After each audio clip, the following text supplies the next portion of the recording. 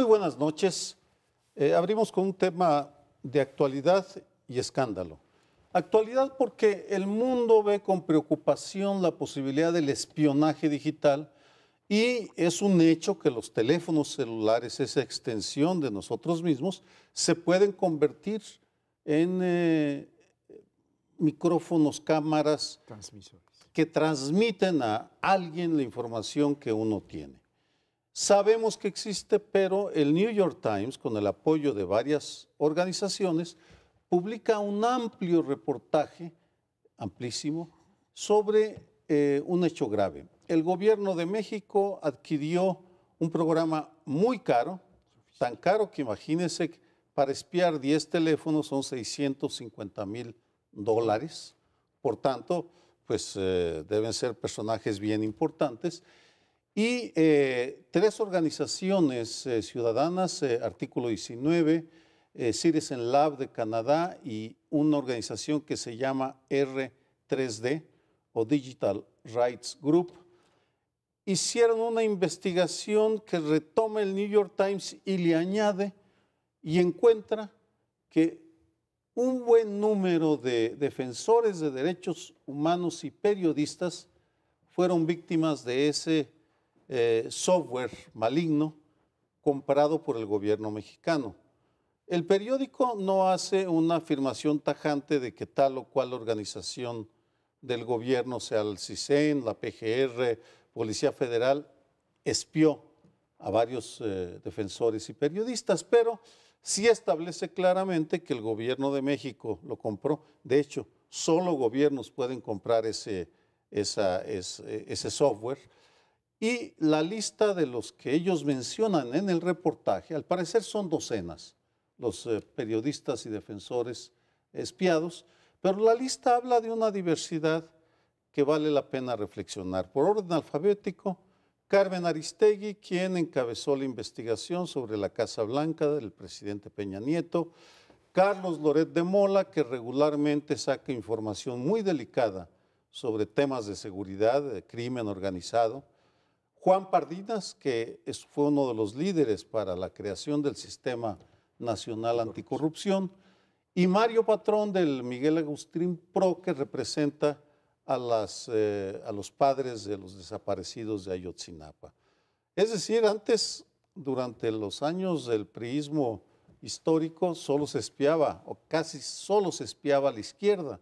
Por lo que vemos con esta lista, ahora se ha pluralizado y se confirma que para el gobierno o para algunas dependencias del gobierno de Peña Nieto, algunos de los principales enemigos de este gobierno son periodistas independientes y defensores de derechos humanos. Gravísimo. El asunto es ciertamente delicadísimo y les pongo 4 ángulos diferentes que a mi juicio pues uno es delicado y el otro más. El primero es, si no es el gobierno, ¿qué clase de control hay que un software tan delicado como este Pegasus, que venden efectivamente en términos generales solo a gobiernos, no está en condiciones de evitar que llegue a otro grupo? Por tanto, es espeluznante que el gobierno haga eso, pero igual de espeluznante es que otro grupo que pueda tener capacidades similares a las de los gobiernos puede estar espiando. Lo segundo es que efectivamente el giro que le da el New York Times, por lo menos en el titular, es el gobierno mexicano utiliza un software que estaría volcado a investigar a los líderes del narcotráfico, es decir, a los capos mafiosos, para perseguir enemigos políticos, lo cual en este momento es como la peor cosa que te puede pasar, en la medida en que una de las grandes discusiones en Estados Unidos sigue siendo si el Estado mexicano tiene las capacidades para enfrentar a las organizaciones criminales. Es muy delicado que te digan, pues sí tiene usted las capacidades, pero en vez de utilizarlas para perseguir al cártel Jalisco Nueva Generación, está usted persiguiendo al director del IMCO.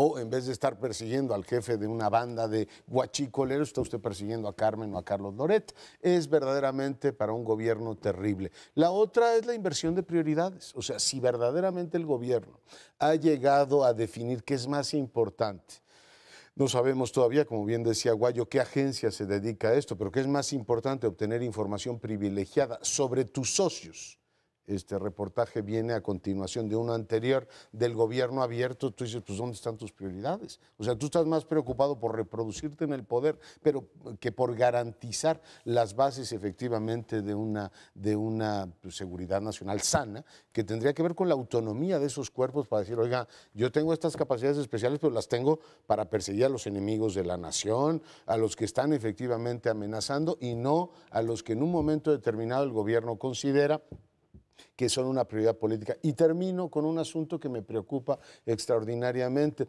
Tillerson dijo este fin de semana, el viernes, que ellos tenían constancia de que había un vínculo entre las organizaciones criminales mexicanas e ISIS. O sea, si por un lado te dicen, oiga, está muy mal lo que está usted haciendo de investigar a sus ciudadanos que están haciendo un uso democrático a la crítica, y mientras tanto está usted permitiendo que un asunto tan delicado como el narcoterrorismo aflore en México. Es decir, los cuatro ángulos me parecen, los comparto con ustedes, espeluznantes. Yo me voy a ir un poco para atrás, porque lo que tiene de nuevo este asunto del espionaje tecnológico es la nueva tecnología, que es este software, como decías, que debe tener mucho mayor calidad que los existentes anteriormente. Yo recuerdo en los años 60, cuando estábamos promoviendo el movimiento que fue llamado madracista, Carlos Madrazo Becerra había renunciado al PRI y había iniciado una trayectoria de conferencias por todo el país con la idea de formar o un frente dentro del PRI o un partido político nuevo. Don Carlos Madrazo me contó personalmente dos incidentes. Uno, que le avisaron que él podía tener en las solapas de sus trajes, y contrató que tenían contadores y encontraron en varios de sus trajes unas pequeñas retransmisoras que transmitían a 200 metros o 300 de su casa, y ahí tomaban la señal de lo que él dijera. Micrófono. Un microfonito, pero de los transmisores. Y otra fue que en una fiesta de cumpleaños de él, en su casa, pues encontraron, al quitar las mesas, ya terminada la fiesta, encontraron en los floreros esos mismos retransmisores, o sea que lo traían vigilado. Eso quiere decir que el gobierno siempre ha trabajado así, o desde hace mucho tiempo, desde que existe alguna tecnología que les permita espiar, lo hacen. Y esto, ahora, la otra parte de la novedad es que ahora no lo están usando para sus contendientes internos. Esto era algo que usaba la Presidencia de la República, que iba a destapar a algún candidato y estaba siguiendo a aquellos que le podían hacer mella. Pero ahora está a sus enemigos reales o a los peligros que él considera para la estabilidad de su gobierno, como son periodistas que hacen investigación y lo encueran, periodistas que hacen investigación sobre diversas cosas que no le son gratas al Estado mexicano revelar, y esto es lo que me parece gravísimo. La novedad no es total, pero sí es importante. El espionaje, como otros recursos que pueden ser muy eficaces para la política, por ejemplo, la tortura para obtener información, pues nadie duda de su capacidad de eficacia. Lo que pasa es que está violentando derechos humanos fundamentales. El espionaje también puede ser muy eficaz desde el punto de vista político, tanto para mantener la estabilidad del Estado, y ahí de alguna forma se legitima el espionaje, como para preservar tu gobierno, pero ahí estás afectando derechos básicos, pues de privacidad, etcétera, y por lo tanto es ilícito desde el punto de vista democrático. Sin embargo, los gobiernos están tentados a utilizarlo. Aquí la pregunta sería la siguiente, la que yo haría, yo no tengo la respuesta. Cuando regresó el PRI en 2012, mucha gente dijo, muchos de los críticos, se va a restaurar el régimen priista, que podía implicar muchas de estas prácticas. Va a venir la restauración del régimen priista. Algunos decíamos, no dudo que lo vayan a intentar, pues porque lo traen en la sangre, lo traen en el ADN. Pero los cambios que ha habido en los últimos años, la relativización del poder, la descentralización, van a hacer difícil, por lo menos, que se vuelva a reconstituir lo que era el régimen priista. Desde luego habrá retrocesos en algunas cosas, lo hemos visto en materia electoral, en corrupción, etcétera. Si el espionaje también es parte, digamos, de este gobierno, pues es un retroceso desde el punto de vista democrático. Pero la pregunta es, ¿no incurrían o no sabemos que incurrieran los gobiernos panistas también en algún tipo de espionaje ilícito? El CISEN no tenía también el seguimiento que se hacía de los críticos posibles, de los disidentes, de los periodistas. Es pregunta porque yo realmente no tengo la respuesta de decir, mira, ya es cosa más bien de los gobiernos mexicanos, casi casi del Estado mexicano. O hay diferencia respecto de qué color tiene ese gobierno. Y en el caso de los priistas diríamos, pues sí están incurriendo en eso, pero a lo mejor los panistas no lo utilizaron, yo no lo sé. No sé si ustedes tengan algo de información al respecto. Es una muy buena pregunta eso, si el PAN espió, por supuesto que sí había cierto seguimiento. Pero, por cierto, en los años dorados del PRI, contaban con la colaboración de Teléfonos de México, que desde su central aquí a un lado de San Juan, desde allí intervenían los teléfonos de aquellos que iban a ser seguidos, y por supuesto que Carlos Madrazo, incluso tú mismo, estaban siendo monitoreados. Yo te pasé un documento, creo, hace ya años, informando sobre lo que hacías. La policía política. La policía política, la Federal de Seguridad. Aquí lo que estamos es ante tal vez algo más siniestro que lleva a los rumores de fuentes bien informadas que aseguran que en la medida en la cual el gobierno de Enrique Peña Nieto empezó a tener serios problemas de credibilidad el otoño del 2014, claramente Ayotzinapa y la Casa Blanca, en Los Pinos empezó a gestarse una explicación. El problema no es de nuestra gestión, sino de los críticos, de quienes nos critican dentro y fuera de México y se alían con los extranjeros para transmitir información, y a partir de ahí se elaboran esas listas negras. A mí me lo habían comentado, pero este tipo de evidencias indica que las listas negras son bastante más diversificadas de lo que uno se imagina, que no incluyen, de lo que sabemos hasta ahora, no incluyen como antes a los líderes emergentes, a los panistas, a los periodistas de ninguna manera. Están incluyendo a los críticos independientes del régimen. Yeah. Y en ese sentido, estamos en una etapa, en un preámbulo de una situación potencialmente más peligrosa, porque el próximo año va a estar cargado de tensiones, gobierno débil, fuerzas jaloneándose por la sucesión presidencial de todo tipo, y si ya encontraron a su enemigo, pues pueden dar un manotazo autoritario dirigido a quienes ahora estarían espiando. A mí me resulta esta historia, digo, esperamos la confirmación y esperamos, por supuesto, que se diga con precisión de dónde pudo haber venido este espionaje, pero me resulta particularmente perturbadora porque además de ser profundamente ineficaz, o sea, yo me imagino, ¿qué podrá decir Carmen Aristegui, qué puede ser Loret de Mola en su teléfono que no digan en sus programas o en sus artículos? O sea, me parece improductivo estar espiando, a menos que quieras hacer una maniobra de chantaje precisa sobre alguna cuestión personal, pero digamos, lo que puede ser materia, digamos, sensible para un gobierno de interés, no se corresponde con usar un software intrusivo de ese tamaño. O sea, para usarlo, esas capacidades especiales de Estado, tienes que justificar que realmente esa persona tiene una información delicadísima, no sé, un secreto nuclear o un tema tremendamente delicado. Y eso me lleva al otro punto. O sea, tienes un Estado distraído en asuntos de ese tipo. Y ya que fuimos al pasado, yo no me voy tan lejos como Madrazo, me voy a la época de Salinas. Cuando a Salinas le revienta el asunto del ZLN, lo primero que pregunta, ¿y por qué mi central de inteligencia se dedica a perseguir periodistas? Que si el artículo de Aguayo, que si el artículo de Granados Chapa, que si la portada de Proceso se la mandaban antes y no me informa de lo que es un verdadero riesgo. O sea, yo imaginar que tenemos un país en el cual, como dijo Tillerson, se pueden estar uniendo el ISIS con las, ¿cómo se llama?, con el crimen organizado, que yo lo dudo francamente, y tienes un Estado que está más preocupado por seguir a Pardinas. Yo digo, pues si traen además de que estás violando los derechos fundamentales de una persona, traes las prioridades completamente cruzadas. Y eso me preocupa muchísimo. Pues con este comentario iniciamos la pausa del primer bloque.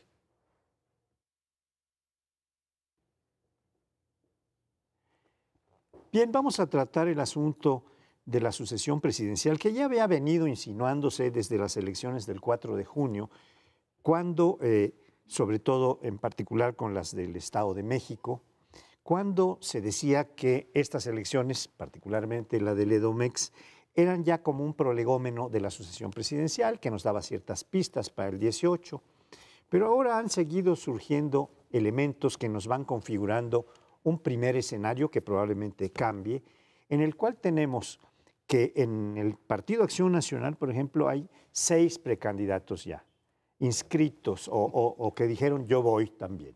6. 2, el gobernador y el exgobernador de Guanajuato, está Moreno Valle, Margarita y Ricardo Anaya, y también está por ahí, bueno, Moreno Valle. En fin, 6. En el PRI aparentemente no hay nadie, o hay muchos posibles, pero ninguno así tan marcado que hubiera dicho yo quiero ir, como ocurre con los 6 del PAN. Por otro lado, el EZLN y las organizaciones indígenas han lanzado una candidatura de una mujer que no está en el área maya, mayense, donde surgió en 1994 la rebelión indígena, sino que está en Jalisco, que es de una etnia náhuatl y que es una médica tradicional que cura con hierbas y todo esto, pero que tiene un ascendiente entre su población a la que han escogido como candidata o como precandidata presidencial. En el PRD está esta cuestión de que quieren tener una alianza, y para no tenerla con el PAN están buscando la de la izquierda. La del PAN les ha dado bastantes réditos.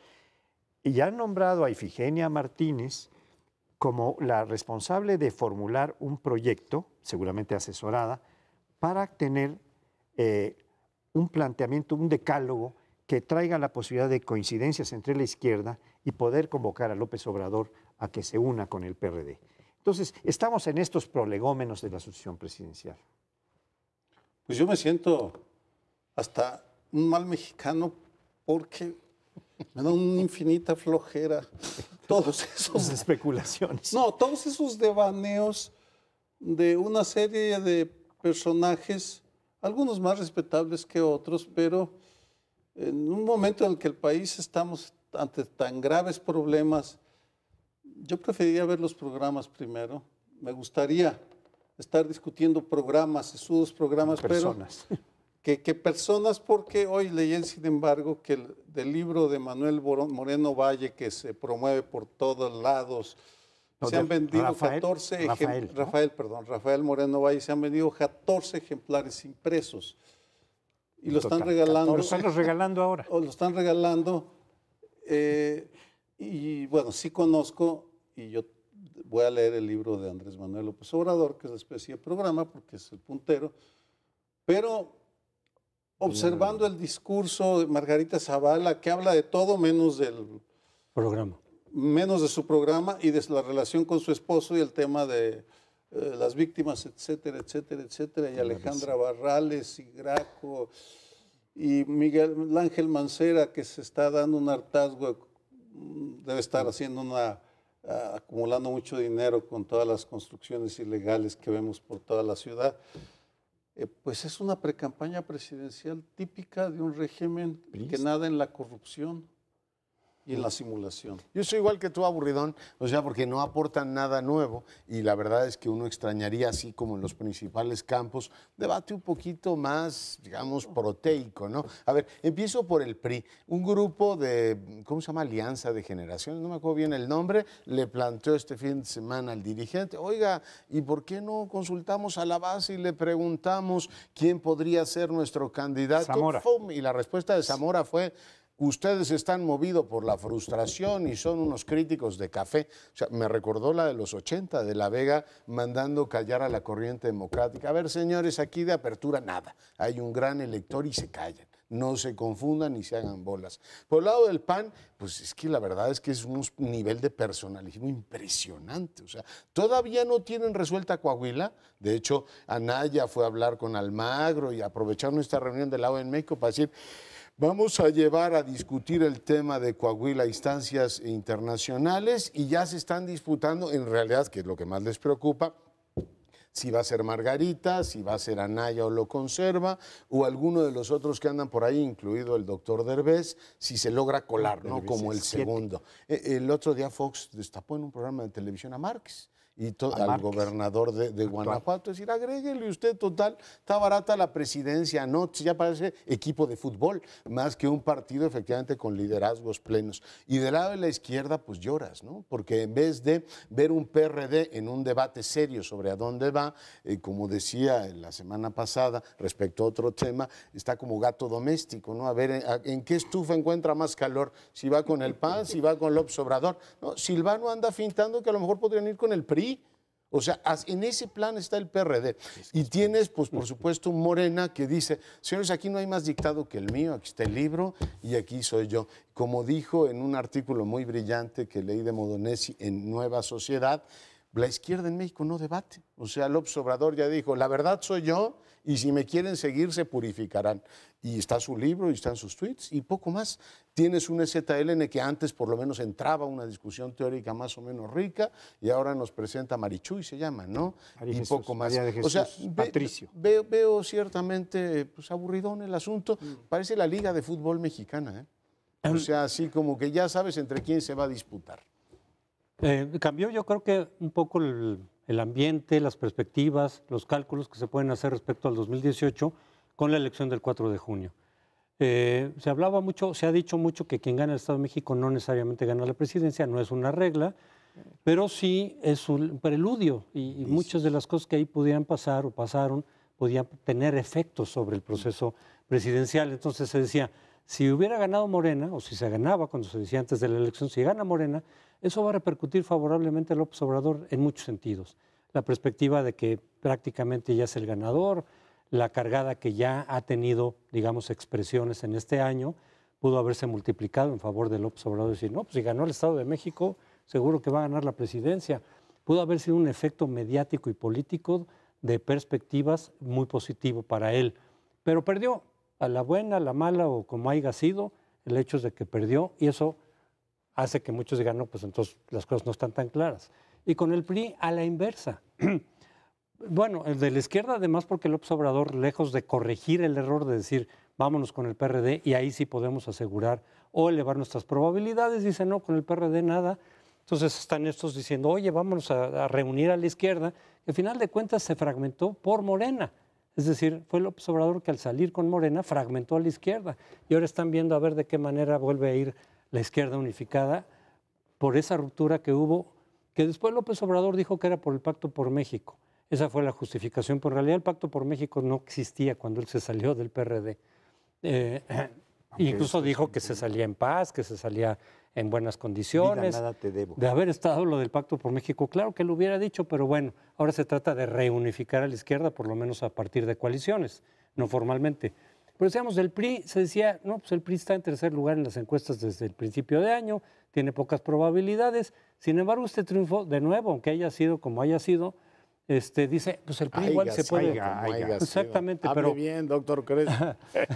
Pero se puede reposicionar el PRI con esto, él mismo gana confianza y dice, claro que podemos, vamos a buscar nuestro candidato, quién sabe cómo se vaya a resolver eso, pero de pronto como que toma aire el PRI, como que renueva energías, estaba muy derrotado, entonces cambió mucho la perspectiva y desde luego no hay nada escrito, son muchas las variables que están pendientes. En ese sentido, como que el PAN, al contrario, el año pasado como que revivió y cobró posibilidades de triunfo, con los triunfos que tuvo el año pasado, y ahora sus posibilidades de dividirse internamente por la candidatura se incrementaron, pues con esta derrota de Coahuila. Bueno, yo creo que ustedes han planteado un asunto que parece crucial, que es cómo hemos cambiado de época, independientemente si estamos de acuerdo o no, pues la discusión es por personas. No hay programas en discusión, querido Sergio, no hay de nadie contra nadie, ni para sí mismo, ni para defender el propio, ni para atacar a los otros, que era pues una de las variables fundamentales en ciertos tiempos políticos que ahora ha pasado a cero, a significación cero, ¿no? Lo ideológico, lo programático, no tiene ninguna significación. Todo es qué persona me puede garantizar un mejor gobierno o una mejor actividad, etcétera.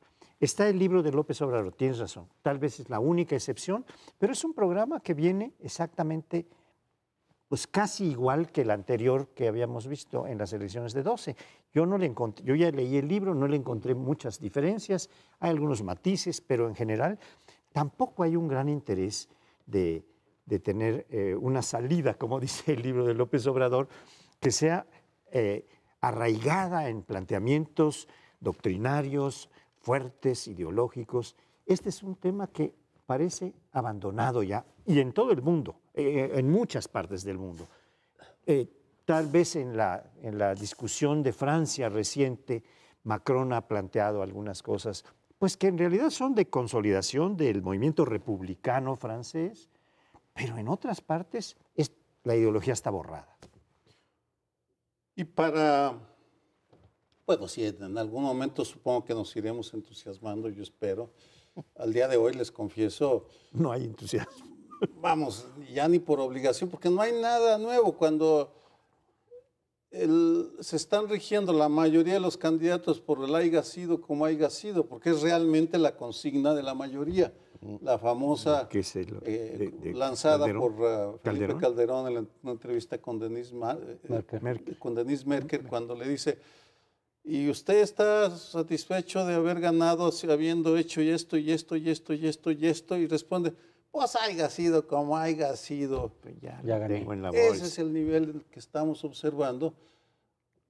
Y la autoridad electoral tampoco se le ve con ganas de debatir absolutamente nada. Pues están arrinconados. Registra las plataformas y nada más. Bueno, están arrinconados en el plano de que solo defendiéndose y defendiendo sus privilegios, sustanciosos, por cierto, nuestra democracia electoral está en la lona. Hay más movimiento en las movilizaciones a favor de tal o cual causa.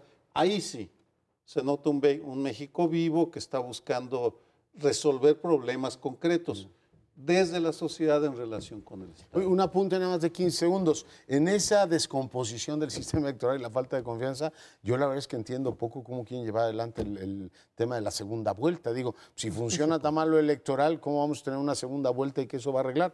A veces tengo la impresión de que tampoco desde la comentocracia se ayuda demasiado a decir, a ver, el gran problema que tiene este país es este, vamos por falsas salidas y todo el mundo sueña con que algún día tendremos un Macron que, digamos, consolide todo esto.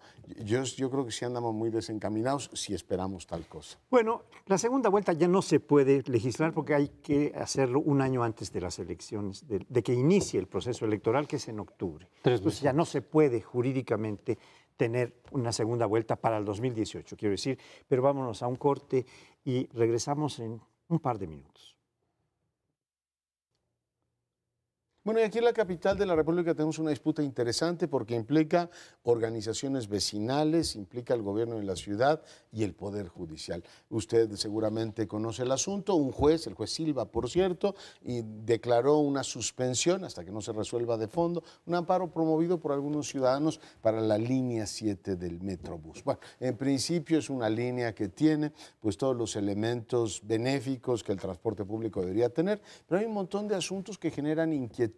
Unos tienen que ver con la integridad, digamos, de la forma en que se licitan determinados servicios. No deja de llamarme la atención que hasta el transporte público se tenga que licitar en este país o se tenga que dar a privados, particularmente en la capital, gobernada por una izquierda que es muy estatista, pero para el transporte público no le gustan las empresas públicas, prefiere ir dando contratos por aquí y por allá. Pero regreso al punto, hay dudas sobre eso y hay dudas sobre algo que es absolutamente terrible y cotidiano, y es que los gobiernos no son capaces de organizar un plan razonable que explique a los ciudadanos de pe a pa, de la A a la Z, cómo va a funcionar efectivamente pues en este caso una obra de infraestructura. No sabemos bien por dónde transcurriría, hay dudas sobre si tendría o no impacto ecológico. Y la verdad es que es una confusión enorme. El doctor Mancera ha dicho, mire, todo tiene un límite y si el juez me dice que no va, yo de todas maneras la voy a hacer. Y mientras son peras, son manzanas, Paseo de la Reforma está completamente tirado, con un montón de tambos anaranjados ahí. Y creo que vale la pena efectivamente analizar el asunto desde un punto de vista político, ver efectivamente qué implicaciones tiene. Un poder judicial que va deteniendo decisiones administrativas poco fundadas. Hay, por supuesto, intereses políticos, supongo, detrás de quienes promovieron el amparo, pero el tema está servido y tiene como contexto general la lucha por la sucesión en el 18, porque igual que la presidencial, en un año tendremos nuevo jefe de gobierno en esta ciudad. Y hoy ando un poquito escéptico de las instituciones. Y la lucha por el moche también. Es decir, es la lucha política, pero también está desatada la construcción en México porque es la última oportunidad tal vez que tienen los gobernantes del PRD de arrasar con todo lo que pueden. Andan preocupados porque se les está yendo la posibilidad de ser millonarios por un trienio o un sexenio, dependiendo del tiempo que vayan a estar. Están haciendo sus ahorritos. No estoy diciendo que la línea 7 del Metrobús sea necesariamente, me falta información, pero por todos lados surgen evidencias y además esta disputa se da cuando la elección por la Ciudad de México ya empezó. Monreal ya anunció, Ricardo Monreal, que se va en septiembre para competir por Morena, la gran favorita en la Ciudad de México para quedarse con, con el gobierno y con lo que van a ser las alcaldías, y Claudia Sheinbaum también también de Morena dijo, pues yo también le entro si la encuesta me favorece, y ya se lo comenté a él, ya sabemos quién es él, y ya estuvo de acuerdo en que él entrara. Por tanto, pues se viene el espectáculo de más de un año. Si ahora vemos desorden, querido Leonardo, esperemos para que veamos que se multiplique en la medida que viene el recambio y llegan funcionarios, algunos de ellos sin tener idea clara de la enorme complicación que tiene esta ciudad, en donde todo se litiga, todo se pelea, todo se disputa. Afortunadamente, generalmente ganan los poderes fácticos, pero a veces ganan los ciudadanos. Bueno, yo creo que estamos volviendo al tema de la sucesión presidencial en alguna forma, porque el doctor Mancera es un precandidato anunciado. Yo creo que va a hacer su roncha en varios terrenos, en el político desde luego, a lo cual tiene todo derecho. En el económico es donde empiezan a haber las dudas, por esto que decía Sergio. Y yo tengo en la memoria un viejo dicho que nos dice, es que ya estamos en el año de Carranza. Oiga, no, el año es, sí, es que con el de Hidalgo no alcanza, el último es el 18, pero tenemos que hacer nuestro ahorrito, nuestro cochinito desde ahora. Los que no tienen ni siquiera interés para ir a la sucesión presidencial, a ver cómo se acomodan después, pero sí tienen interés de tener suficientes recursos, moches, y eso no solo en la Ciudad de México, que es un ejemplo de corrupción generalizada, la que hay en el Estado de México, y los moches por todos lados. En cualquier delegación hay cobro por abajo de la mesa por los distintos servicios o derechos que uno va a tramitar, y esto es muy normal que se dé a nivel de alto rango como es el jefe de gobierno. Pero estamos en presencia de una lucha presidencial anticipada, porque la lucha por el Distrito Federal o por el Estado, por la Ciudad de México, tiene también otro candidato muy fuerte que ya se lanzó, que es Martí Batres.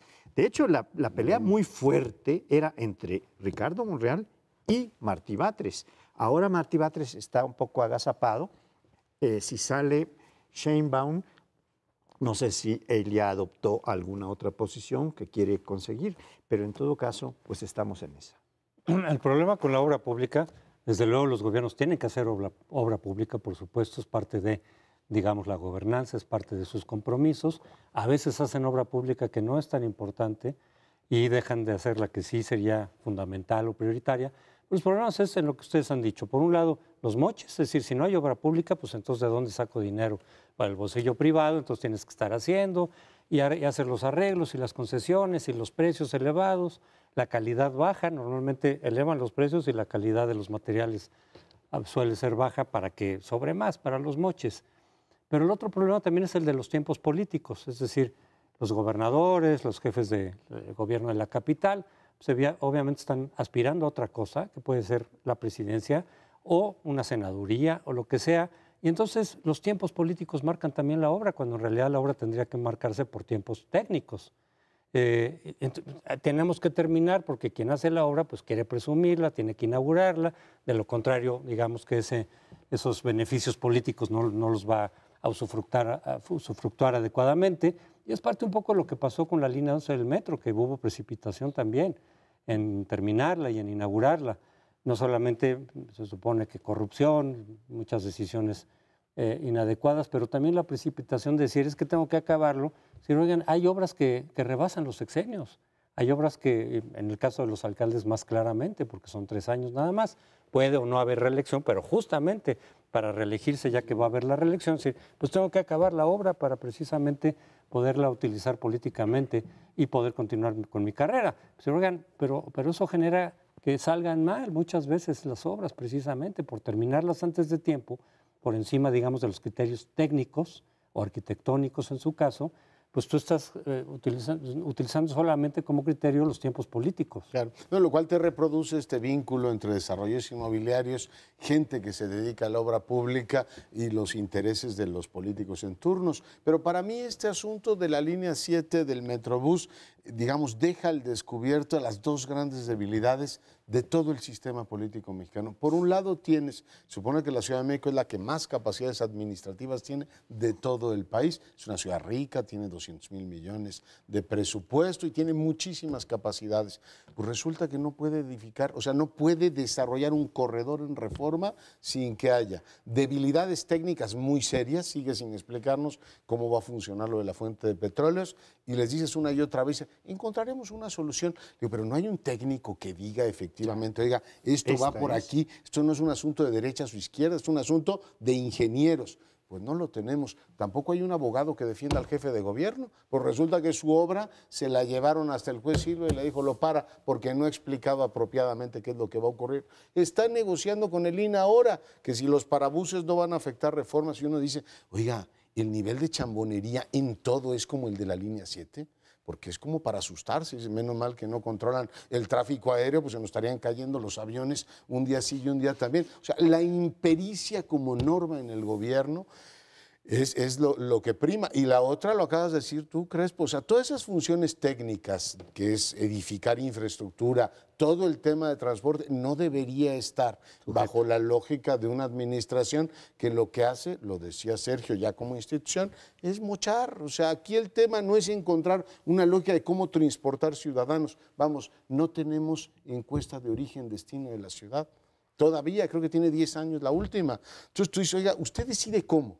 Pues decido como que pues esto me va a dar rentabilidad política, o a lo mejor saco moche. Esos dos dramas son los que explican que el país está, se supone que la Ciudad de México es de las mejores, que el país esté como está. Es que se construye para enriquecerse. ¿Sí?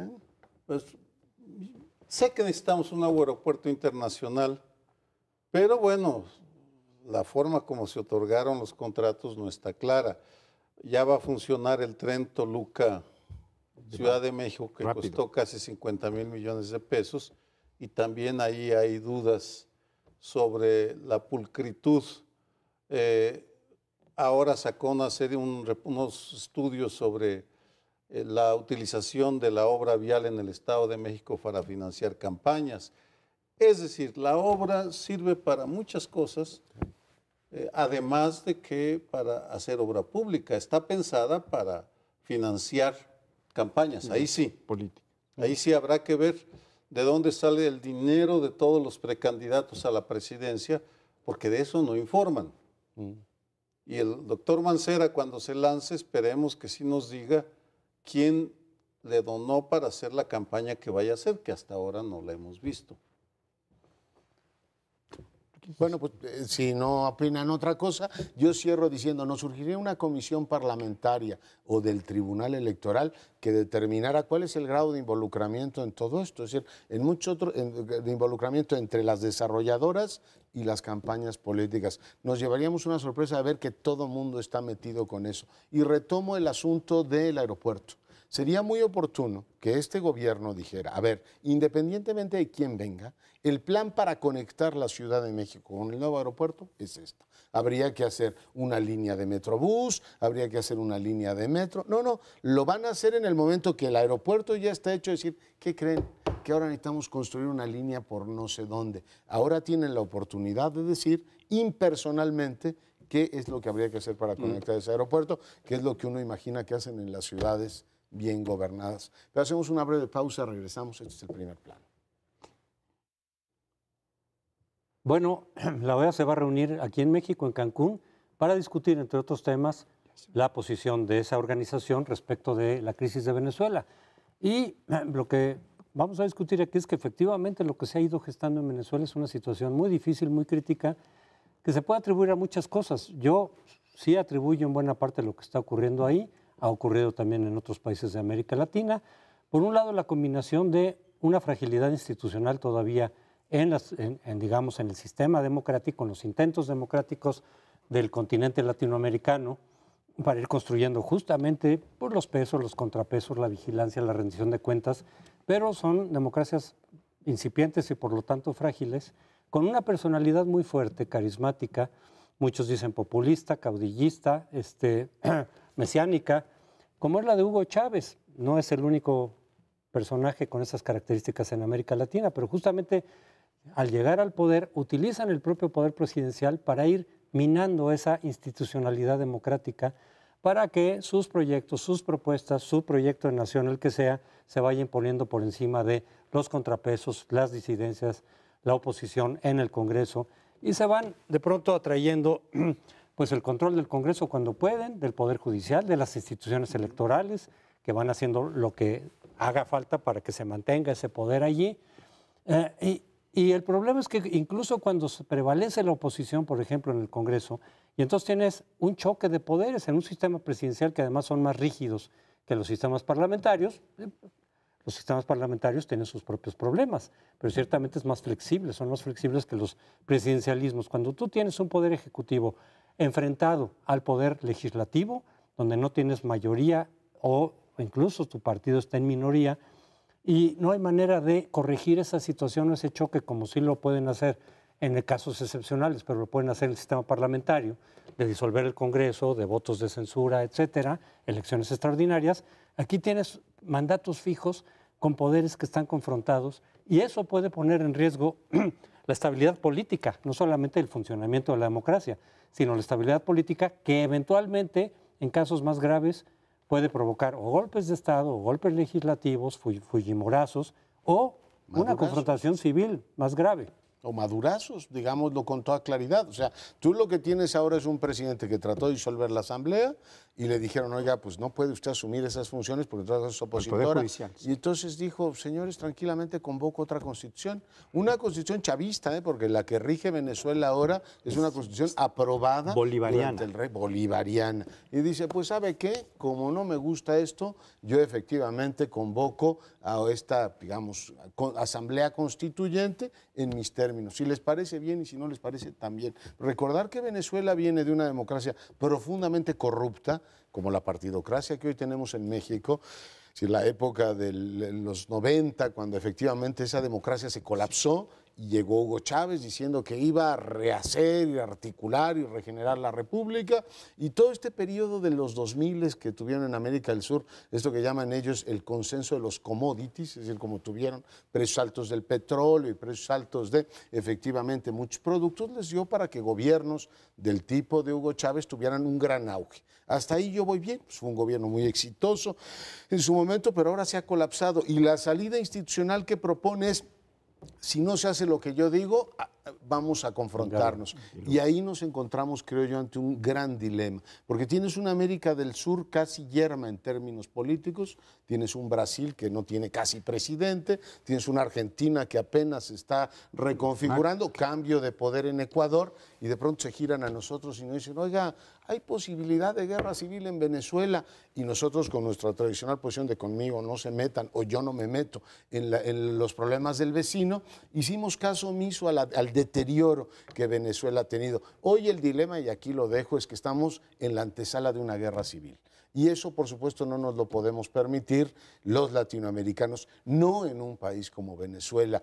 Y creo yo que ahora, si el gobierno ha hecho este trabajo de involucrarse, una parte de la izquierda, coincido plenamente con Hernán Gómez, debería en estos momentos levantar la voz y decir, aunque simpaticemos con el madurismo, no podemos estar aprobando una, digamos, represión del tamaño de la que tiene, líderes políticos encarcelados y una solución que a lo único que lleva es a la confrontación. Yo creo que la izquierda tiene, mexicana, una enorme responsabilidad en hablarle desde la autoridad moral a Maduro, decir, compañero, simpatizamos con las causas, pero desembocar en una guerra civil en este contexto es, a mi juicio, una irresponsabilidad. Tienes razón, pero veo difícil que suceda porque uno de los grandes, un hoyo negro de la izquierda mexicana ha sido lo internacional. Simplemente, si uno la compara con otras formaciones de izquierda del mundo, se rehusó a entrar en un debate profundo sobre los dilemas planteados para la izquierda por regímenes, los regímenes del socialismo real. En la región, Cuba, Nicaragua, no meto a la Granada de Manley porque no viene al caso en este momento, y la Venezuela chavista. No ha habido una discusión seria, son posturas doctrinarias en las cuales o se está a favor o se está en contra, pero sin discutir qué tanto es un régimen de izquierda el que estamos viendo en Venezuela, cómo diferenciaríamos entre el chavismo y el madurismo, si es que es posible, qué significa que se salgan de la OEA o que sean expulsados, qué implicaciones tiene la participación cubana tan intensa en los sistemas de inteligencia y seguridad del chavismo-madurismo, qué papel puede jugar o está jugando el gobierno de Estados Unidos en el régimen. Ese tipo de discusiones no se ven porque además, si la izquierda no lo hace, también el gobierno de México renunció hace años a involucrarse activamente en una discusión seria sobre nuestros vecinos de Cuenca del Caribe, para centrarse en la defensa de intereses muy concretos y de relaciones muy específicas como es Estados Unidos y en menor medida Europa y ahora Asia. Para la Cancillería mexicana me parece que América del Sur no existe. Hasta ahora que viene el secretario de Estado a decirnos que su frontera llega hasta el Suchiate y que esperan que nosotros les resolvamos el problema de migración y seguridad. A ese nivel andamos. Por tanto, ni la izquierda ni el gobierno peñanietista. Pues van a decir que yo estoy muy nostálgico y creo que lo dirían con razón porque me quiero remontar, ya que hablamos de la Constitución y tengo esta deformación, yo soy abogado y soy sociólogo también, pero como abogado me interesan mucho los procesos constitucionales. Se ha llegado a un momento verdaderamente grotesco en el que Maduro, el presidente Maduro, está convocando a un constituyente de una forma totalmente heterodoxa,